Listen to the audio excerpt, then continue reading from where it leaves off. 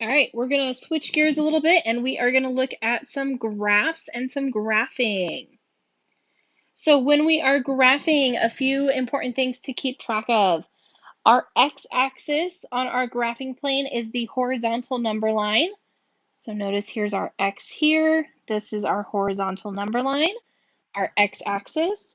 The y-axis is the vertical number line. The origin is the point of intersection of these two axes, so that's where they cross, that dot there. And the quadrants, so the axes divide the plane into 4 quadrants. We start in the upper right-hand corner with the first quadrant. That's where the x and y values are all positive. And then we move counterclockwise around the graphing plane into the second, third, and fourth quadrants.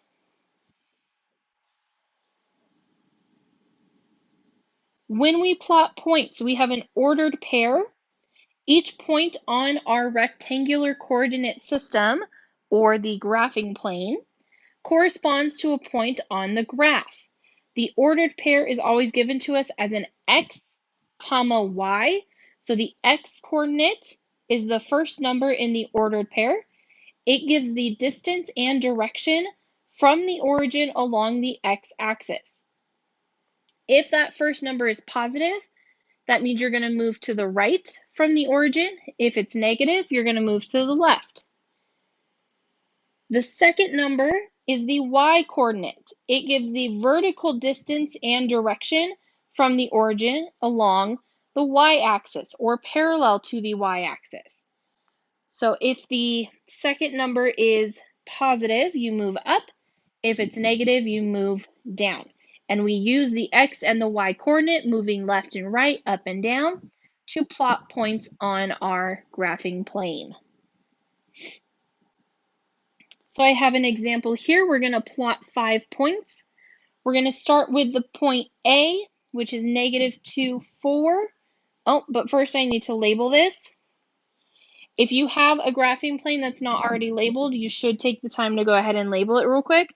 So 1, 2, 3, 4, 5. I don't have anything bigger than 5, so I don't need to worry about having to skip numbers by going by like 2s or 3s or anything like that, but you definitely can if you need to. You don't have to go by 1s on your graphing plane.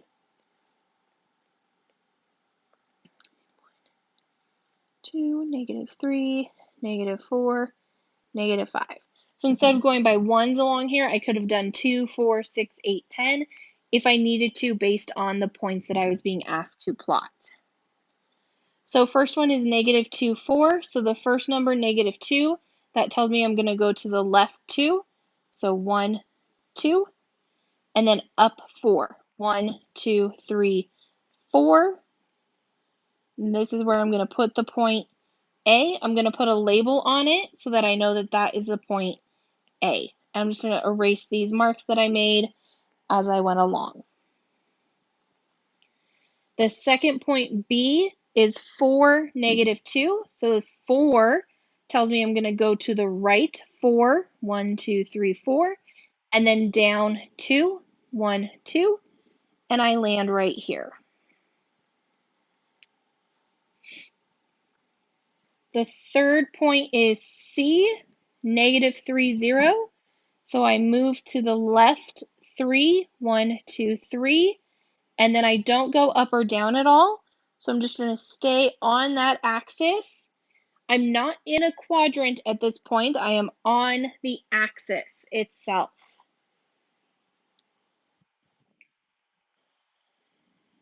The point D is 0, -3. So I don't move left or right at all because it's 0. So don't go anywhere left or right, but go down 1, 2, 3. And again, I'm not in a quadrant. I'm on the axis. I'm on the y-axis specifically. And my last point is E, -3, -1. So I'm going to go 1, 2, 3 to the left and down 1. So the point E is just below the point C because they both have this same x value. They both have -3 for their x value. And that is how we plot these points.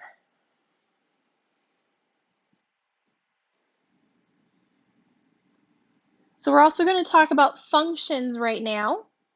An equation in two variables is a relationship between two quantities.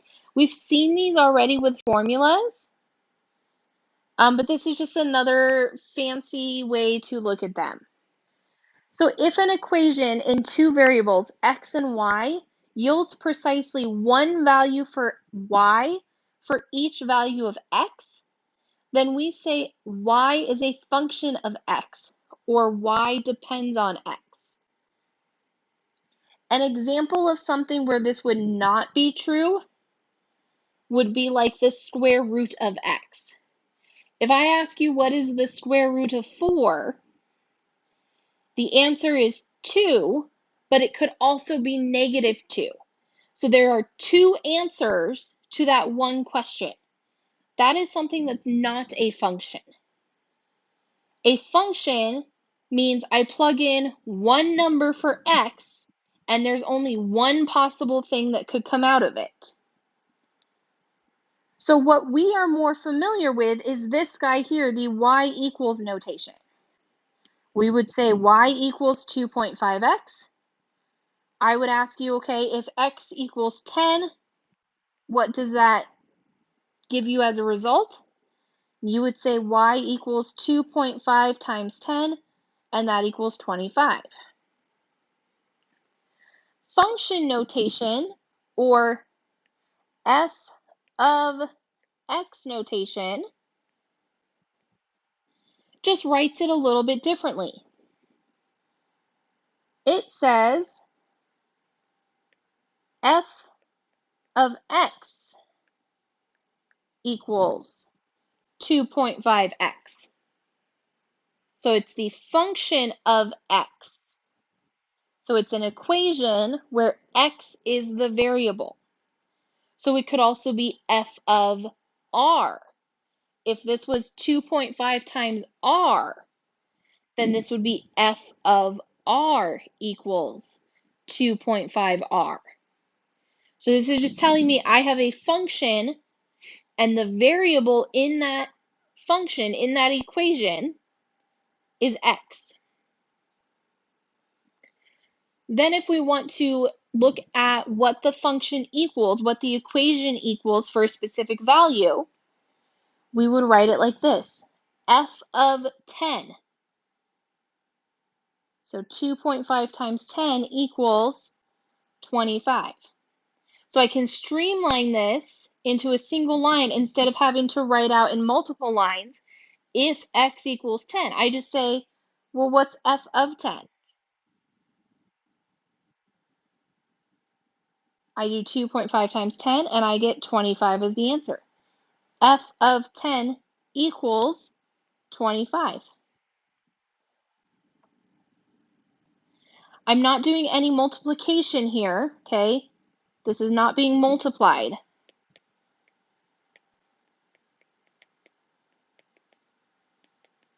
Not multiply. Ooh, I really messed up the spelling on that word.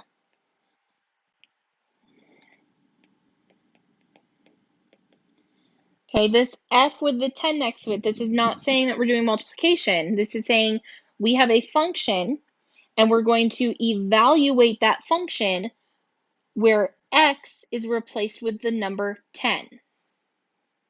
So f of x where x equals 10. So it's just a fancier way of writing out what we've normally been seeing, which is the y equals notation. So we're going to do a few examples.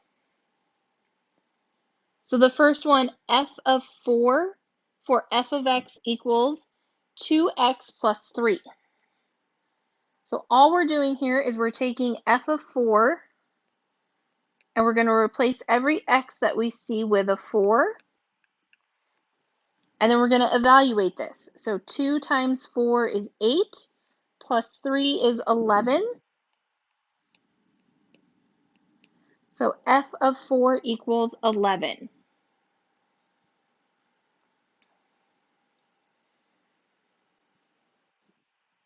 B, j of 3 for j of x equals 5x plus 75. So let me switch colors. J of 3, so anywhere I see a 3 or an x, I'm going to replace it with a 3.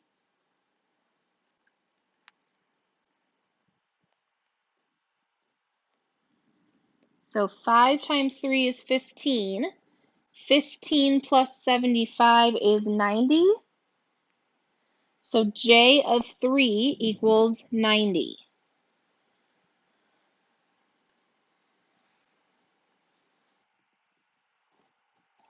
C, we're going to plug in two different ones. So the first one we're going to do is k of 1, and then we're going to also look at k of negative 1 for the function k of x equals 3x squared minus 7x minus 4. So k of 1, 1 squared minus 7 times 1 minus 4. So order of operations, 1 squared is 1.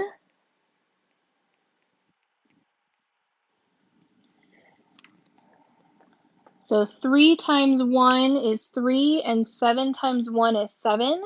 So those don't really change anything. So we have 3 minus 7 minus 4.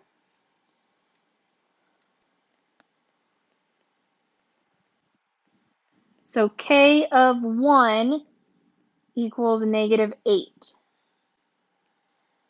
Now I'm going to do the same function, but I'm going to plug in negative 1. And the answer is not going to be positive 8. I'm just going to say that right now. It's not going to be one's negative, one's positive. So 3 times negative 1 squared minus 7 times negative 1 minus 4. So 3 negative 1 squared is positive 1.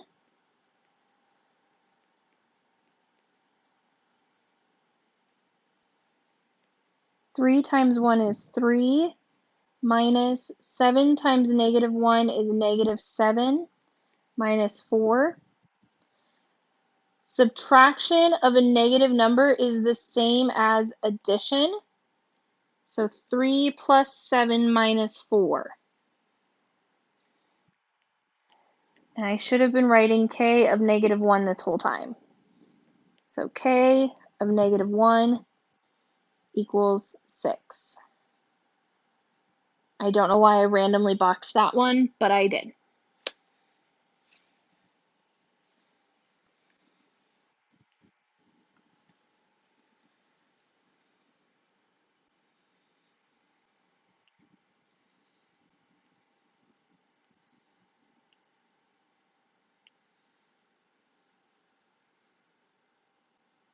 So D and E are very similar to what we were just doing, but we're only going to look at one of them. So m of 0 for m of x equals x squared plus 2x minus 4. So 0 squared plus 2 times 0 minus 4. 0 squared is 0. 2 times 0 is 0. So m of 0 is negative 4.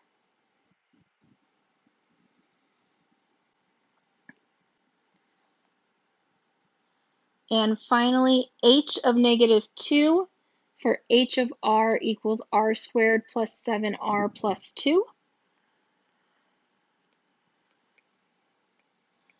So anywhere we see an r, we're going to replace it with negative 2.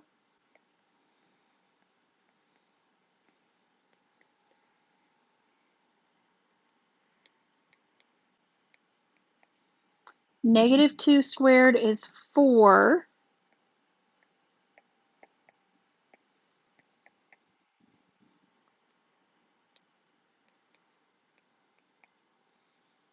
And then 7 times -2 is -14. Again, I have the subtraction of a negative number, so that's the same as addition. So 4 plus 14 is 18, plus 2 is 20. And I'm randomly boxing that one as well, mostly because it got a little bit sloppy there at the end. So all of these, all I did was replace x with whatever number was in the parentheses at the beginning, and then solve for, and then evaluate with that value replaced for x or r or whatever it was. The f of 4, j of 3, k of whatever, m of 0, h of -2, that stays exactly as you see it on the left-hand side, because that tells me I plugged in 4 for x, I plugged in 3 for x, I plugged in 1 and -1 for x, I plugged in 0 for x, and I plugged in -2 for r. We're not going to divide by any of those. We're going to leave them as they are because that tells us what we plugged in to the function to get that answer. So it gives us more information than we normally have with the traditional y equals.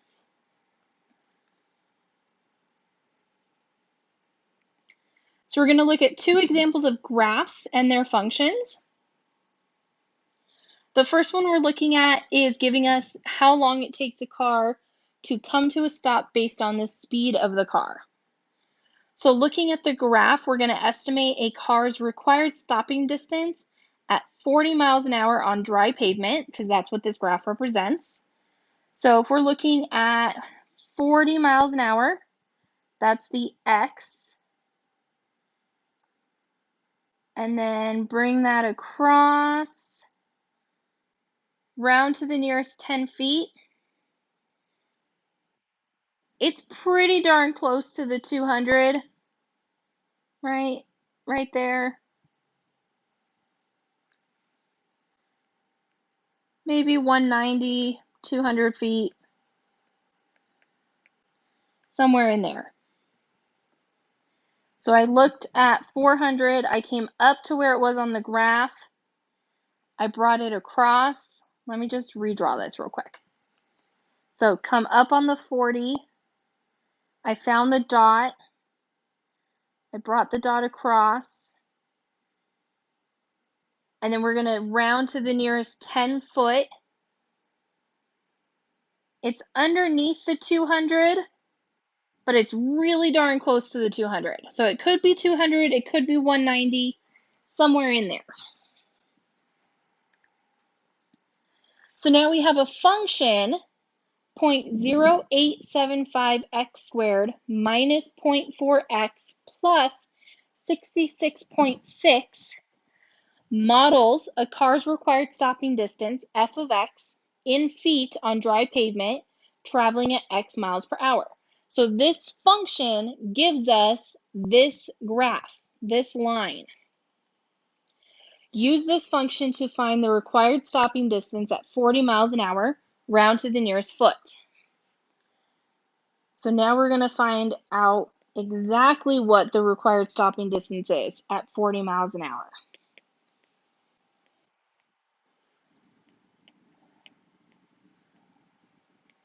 So anywhere I see an x, I'm replacing it with a 40. All right, and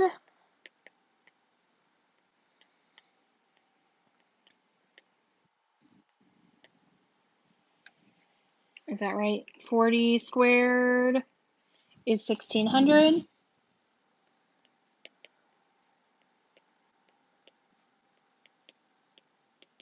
Still following our order of operations.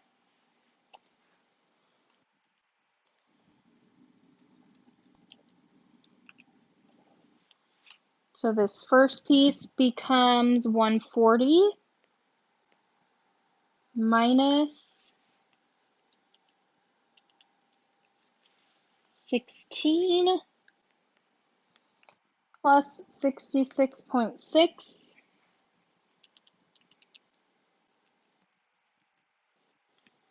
190.6. It says round to the nearest foot, so that would be 191 feet.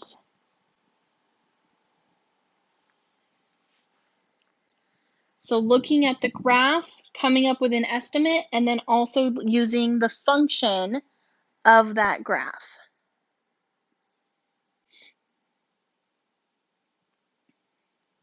So the last example, another graph. When a person receives a drug injected into a muscle, the concentration of the drug in the body, measured in milligrams per 100 milliliters, depends on the time elapsed after the injection, measured in hours. The figure shows the graph of drug concentration over time, where X represents hours after the injection and Y represents the drug concentration at time X. So we're going to answer a few questions related to this graph. First question, during which period of time is the drug concentration increasing?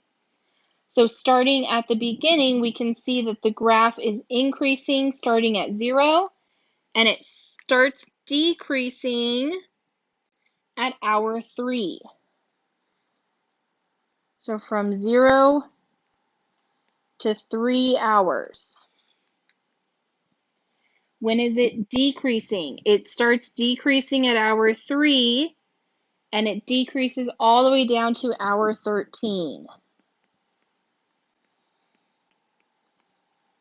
So in the first 3 hours that you get this injection, the amount of drug in your system is increasing slowly, actually pretty quickly. And then after the 3rd hour, it starts decreasing. What is the drug's maximum concentration and when does it occur?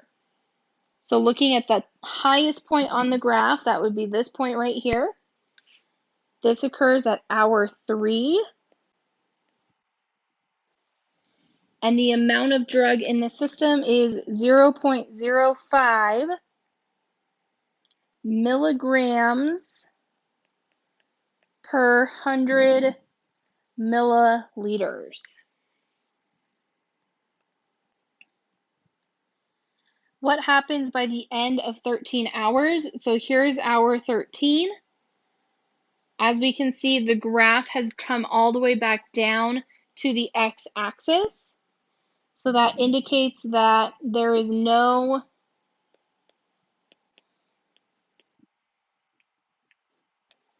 drug left in the body.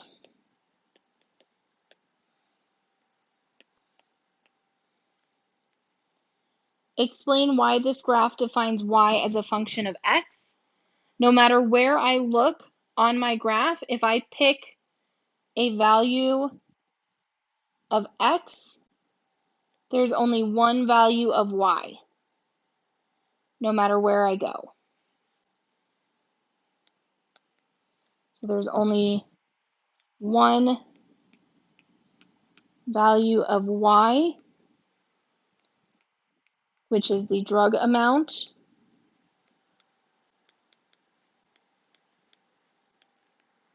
for each x, which is the time. Okay, I'm not going to look at hour 6 and see 2 different drug amounts in the body. That's not possible. There's only one possible amount of drug in the body at hour 6. I can't have 2. I can only have 1. And this concludes our graphing section.